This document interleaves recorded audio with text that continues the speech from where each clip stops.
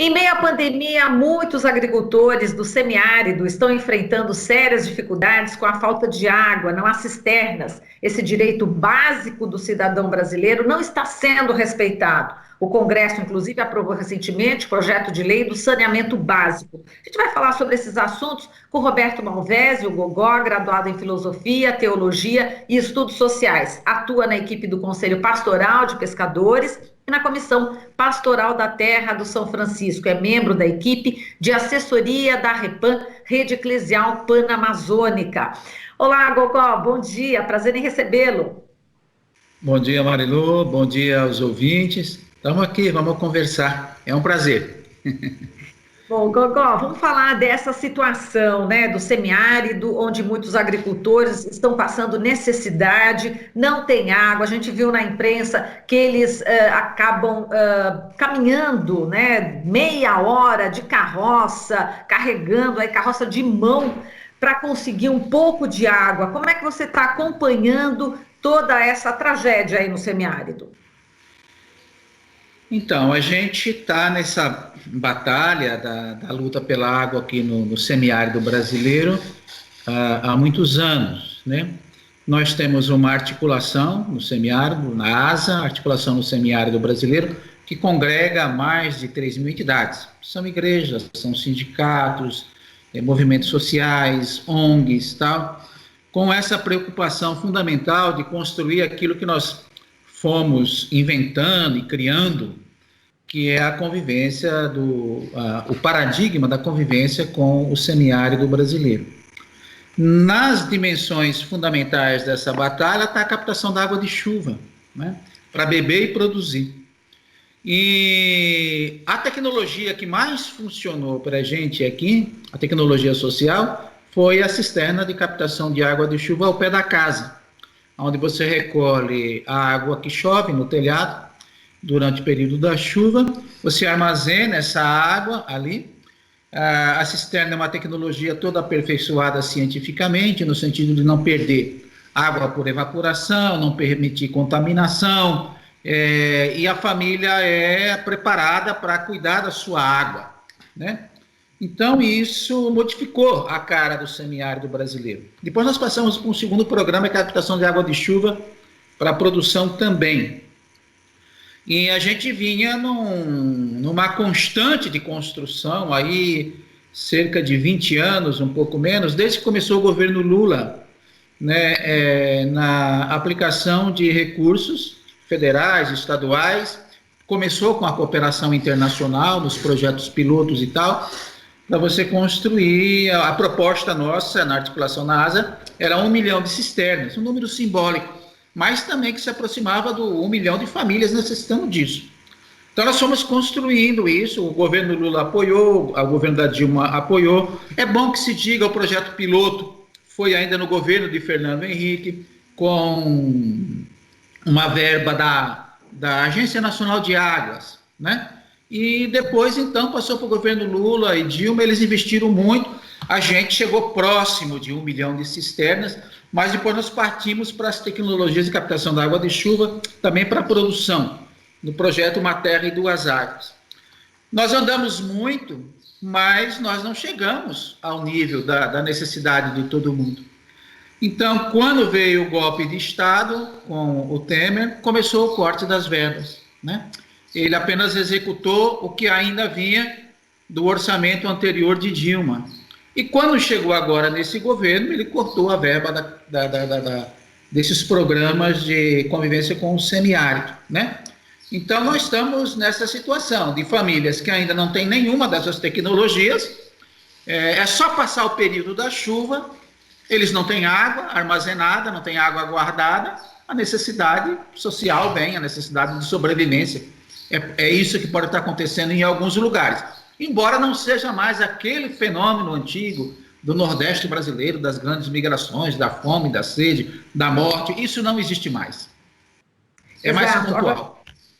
Perfeito. A gente está falando aqui do estado de Alagoas, né, onde esses agricultores estão passando essa necessidade. Agora, em meio à pandemia, né, da Covid-19, isso se agrava, porque as pessoas, os especialistas, né, sempre estão recomendando para lavar as mãos. Agora, não tem nem água para beber, que dirá para lavar a mão. Esse quadro se acentua nesse momento, né? Você falou em falta de recursos, ou seja, cortaram as verbas. Este governo pode ser criminalizado em relação a essa questão de não dar a água, ou seja, não dar esse direito básico da água para esses cidadãos, Gogol?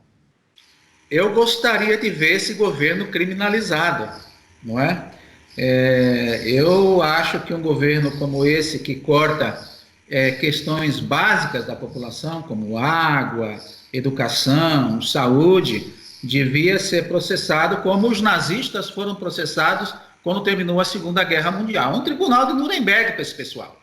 Responsabilizar esse pessoal por todas as mortes que estão acontecendo nos vários níveis. Não sei se nós vamos conseguir isso, porque você tem todo um pacto aí com a elite brasileira, né? O atual presidente, ele não está sozinho. Ele já estava aí há muitos anos, há 30, 40 anos, falando o que ele fala hoje. Mas ele era uma voz isolada, não é? O que aconteceu que 57 milhões de brasileiros votaram nesse homem? E o que acontece quando o exército brasileiro, parte da mídia brasileira, parte do judiciário brasileiro, da classe política brasileira, apoia tudo isso? Ele não está sozinho. Ele tá junto com um grupo de dominação da sociedade. Então, eu gostaria de ver esse pessoal criminalizado, porque são coisas reais. Se antes você não tinha a proposta, né, você não tinha esse novo paradigma, você ainda, vamos dizer assim, foi duro encontrar isso durante esses caminhos que a sociedade civil encontrou, né? Porque quem encontrou esses caminhos da convivência com o semiárido foi a sociedade civil brasileira. Isso não veio do Estado, né? Nem veio da universidade. Alguém pegou uma frase de Celso Furtado em 58, na inauguração da Sudene, se eu não me engano, dizendo que a gente precisava aprender a conviver com o semiárido, né? Mas isso ficou como uma frase num livro. Quem foi tirar isso do livro e dar carne para isso foi a sociedade civil. E aí, quando você acha o caminho, isso mudou o IDH. Você pode dizer que o IDH é um índice limitado, um índice que você inclui a longevidade das pessoas, o nível de renda, o nível de educação, mas o IDH do semiárido, nesses últimos 20 anos, ele passou do estado de miséria, não é, para um estado mínimo de dignidade humana. Eu sempre levo em consideração o município que eu fui morar quando eu cheguei, em 1980, Campo Alegre de Lourdes, na Bahia. Nem tinha IDH naquele tempo. O primeiro foi em 1990, que foi medido, e o IDH era 0,27. Quer dizer, quanto mais perto de zero, mais próximo da miséria, né? 10 anos depois, em 2000, com o Fernando Henrique, era 0,37. 10 anos depois, em 2010, era 0,57. Quer dizer, você tinha saído da miséria, a vida tinha crescido, a longevidade aumentado, a educação e até a renda, não é? Por quê? Porque a única coisa que você teve de intervenção foram essas tecnologias de captação de água de chuva, claro, aliado com os programas básicos de governo. Chegou a energia elétrica, chegou o Bolsa Família, chegou a internet, chegou o posto de atendimento da família. Então, essas políticas públicas todas ajudaram que a vida melhorasse. Mas se você não tem a água, as famílias não tem como ficar. Então, essas tecnologias ofereceram o básico para que as famílias ali permanecessem e melhorassem de vida. E aí vem o governo, em nome não sei de quê, e poda isso. Exato. Agora, a gente está vendo essa luta também de parlamentares tentando incluir a construção de cisternas nesse plano de emergência, né, que a gente está vivendo hoje. E está uma luta e não se consegue, não é isso? No relatório final de um projeto, que inclusive deverá ser votado, as cisternas ficaram de fora. Seria importante que elas ficassem dentro do projeto de lei 735/2020, para garantir essas cisternas, não é isso, Gogol? Esse é o fundamental, porque os grandes projetos, mesmo a transposição do São Francisco, ela não tem capilaridade. Ela não chega nas famílias mais, a gente fala, difusa. São as famílias que estão espalhadas pelo sertão, que são aquelas que sempre padeceram de grande necessidade, né? Então, o que deu certo no semiárido brasileiro foram essas micro-obras, em grande quantidade, família por família, capilaridade. E aí as empresas não sabem fazer isso. Quando tentaram botar uma cisterna de plástico aqui, deu tudo errado, as cisternas murchavam, se gastou milhões de reais para que essa tecnologia fosse jogada fora. Quem sabe fazer isso, até porque isso exige paixão, existe gosto, existe humanismo, é a sociedade civil. E foi ela que fez isso, entendeu? O governo Lula foi esperto, o governo Dilma foi esperto, e colocavam os recursos federais na mão da sociedade civil. Por isso também foram feitas, atrás de cada cisterna, ela tem uma localização, né, via satélite, que você pode identificar. A cisterna tal, número tal, foi feita em tal lugar, está aqui. Né? Então, é extremamente controlado todo o processo do gasto público. E aí, então, eu sempre acho que eles estão querendo cortar exatamente porque deu certo, né? É porque você emancipa as famílias, você tira as famílias de grande dependência. Aí o pessoal diz, mas quando veio a seca precisou do carro-pipa. Precisou do carro-pipa, só que você tinha onde colocar a água do carro-pipa, que antes você não tinha onde colocar. E as famílias que tinham um pouquinho de recurso preferem pagar R$50 num carro-pipa e reabastecer sua cisterna e ter água, do que ficar na dependência da lama, da água de barreiro, da água misturada junto com a água dos animais. E nessa época do Covid, eu tenho dito isso nos debates que a gente faz, se você for seguir a rota do Covid, onde ele mais impactou, você vai ver que é onde não tem saneamento. É a região norte, que começou a mais grave de todas, porque aqui menos tem saneamento, o Nordeste, em segundo lugar, e depois as periferias das grandes cidades, né? É onde você tem essa dificuldade. Então, a cisterna, ela oferece essa água limpa para beber e cozinhar. Mas, para ter isso, com todo o trabalho que foi feito com as comunidades, e é feito pela ASA e as entidades que compõem a ASA, a gente teve que construir uma nova cultura da água, a gente chama, né? Você tem que, chove, mas você tem que guardar essa água, porque senão depois você não vai ter. Você tem que saber cuidar da sua água, para ela não se contaminar. Essa água é para beber, para cozinhar. Para os animais, você continua tendo a água do barreiro lá, que capta a água da chuva.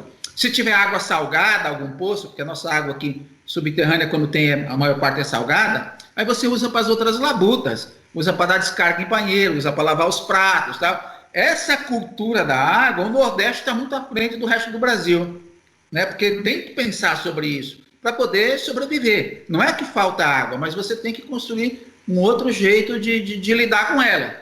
E essas pessoas que estão no poder, elas não entendem isso, elas estão muito longe dessa realidade. A sabedoria do Lula e da Dilma foi exatamente essa. Eu não entendo disso, mas vocês entendem, então eu coloco o recurso e vocês fazem, né? Mais tarde o Lula reconheceu isso, a Dilma também reconheceu isso. A Dilma reconheceu que errou em colocar cisterna de plástico, foi com ela, né? Através da Tereza Campeiro. Você pode conversar com Tereza um dia, a Tereza vai te dizer isso claramente. Nós tivemos que confrontar a Tereza, tivemos que confrontar a Dilma, né? Com manifestações. Mas com eles a gente podia confrontar, né? A gente podia dizer, o caminho não é esse, o caminho é esse. Agora não, agora você tem um abandono total, como era antigamente, antes desses governos e antes da sociedade civil. Exato. E falando de Nordeste, né, Gogó, temos aí o consórcio de governadores do Nordeste e esse consórcio está lutando aí junto às bancadas federais justamente para tentar essa universalização de cisternas, né? Como é que você vê esse papel, né, desse consórcio de governadores aí dessa região, não só na questão da água, mas também em relação à Covid-19, né? Então, eu acho que a história um dia vai estudar o que o Nordeste está significando para o Brasil num momento tão crucial como esse, né? Se você for tentar analisar por que todo o Nordeste logo de cara disse não a esse tipo de governo, já na eleição, A gente que está aqui, por mais que a gente tente entender, é difícil de entender, né? Mas o fato concreto é que o Nordeste não embarcou nessa política neofascista, neonazista e que você tem no Brasil. E queira ou não queira, hoje você tem em todo o Nordeste governadores muito à frente das políticas anteriores, dos governadores anteriores, do tempo dos coronéis, né? Não que isso não exista ainda. Existe, mas não tem mais o poder que tem, né?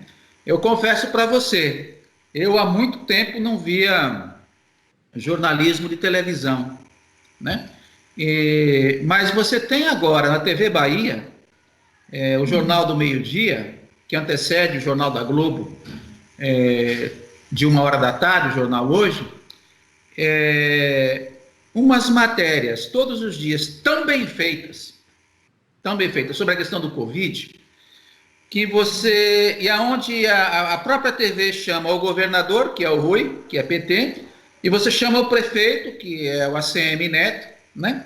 E conversa com os dois, e a afinidade dos dois é tão sincera no combate ao Covid, que eu digo para você, em 40 anos de Bahia, eu nunca vi, né? Então, algo de novo aconteceu aí, né?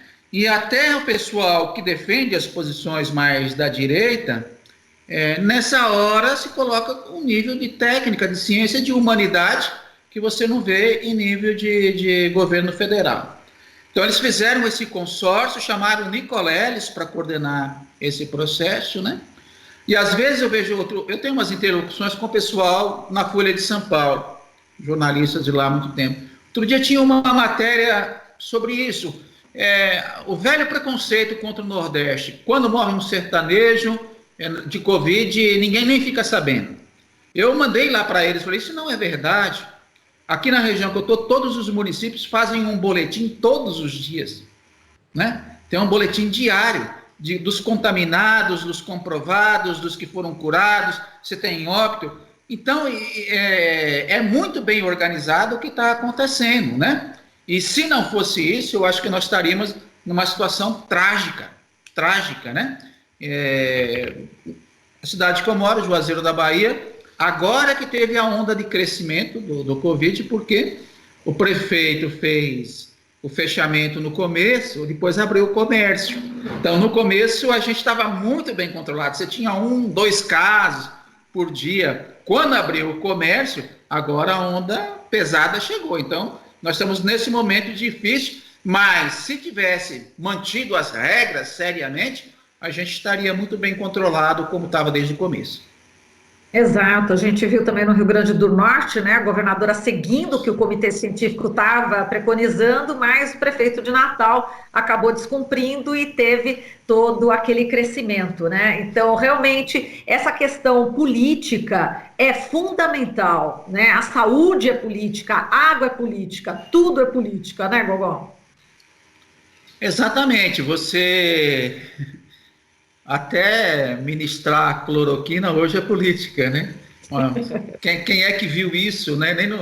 Nem nos piores pesadelos da vida você imaginar que era a classe política que ministraria remédios para uma população nessa situação. Então a gente vive esse paradoxo do brasileiro, desse momento, né?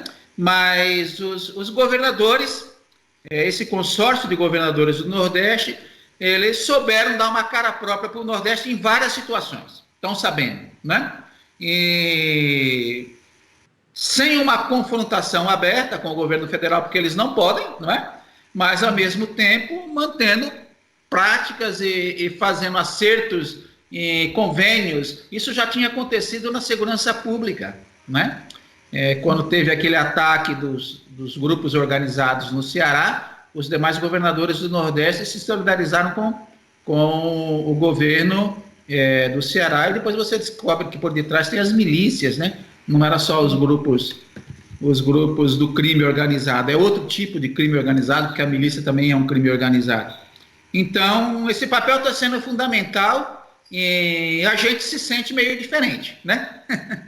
A gente tem umas escolas diferentes políticas do que em nível nacional. Eu converso com o pessoal, os amigos de outros estados, e muitas vezes eles dizem isso. Vocês estão numa situação privilegiada, eu vou mudar para o Nordeste, né? Eu falo, não, a gente está bem nesse sentido, né? Mas, claro, nós estamos sob um governo federal que se comporta dessa forma.